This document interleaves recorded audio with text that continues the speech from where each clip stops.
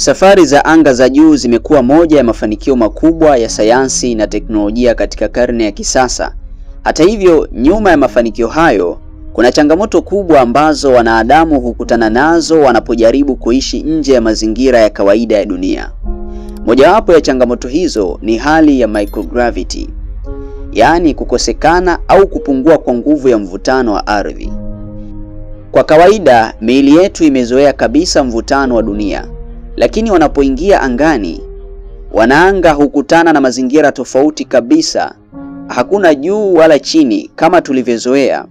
Moja ya athari za haraka kabisa za microgravity ni kudhoofika kwa misuli.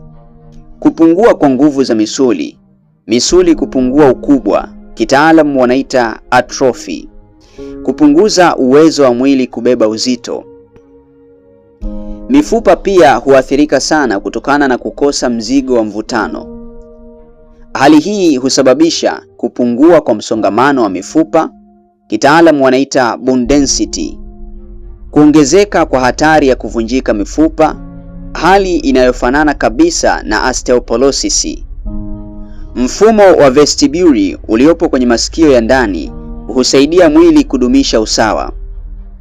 Katika hali ya microgravity, mfumo huu huchanganyikiwa. Ubongo hupoteza mwelekeo wa juu na chini. Wanaanga hupata kizunguzungu.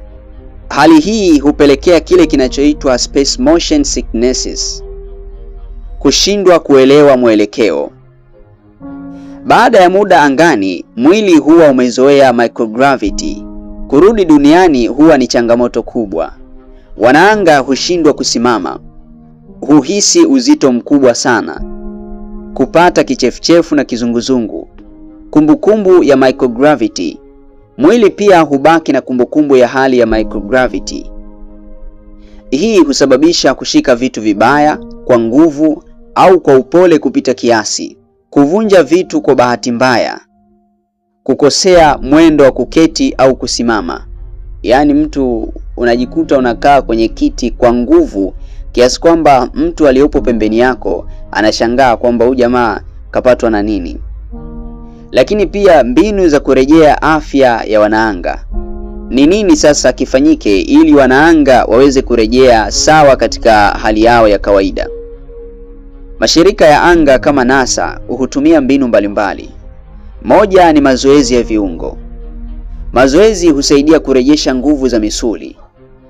Tiba ya mwili kama physiotherapy, hii husaidia kurekebisha mfumo wa balansi. Pia lishe maalum. Chakula chenye virutubisho muhimu husaidia kujenga upya mwili. Usingizi na kupumzika pia husaidia mwili kujirekebisha. Umuhimu wa utafiti wa microgravity. Tafiti hizi husaidia kuelewa magonjwa ya mifupa, matatizo ya balansi, uwezo wa mwili kujirekebisha. Safari za anga zinaonyesha wazi kuwa mwili wa binadamu umeumbwa mahususi kwa mazingira ya dunia. Kukosekana kwa mvutano wa ardhi huathirika kwa kiasi kikubwa misuli, mifupa na mfumo wa balansi. Kwa maandalizi sahihi, wanaanga wanaweza kurejea katika hali ya kawaida, ingawa si kwa urahisi.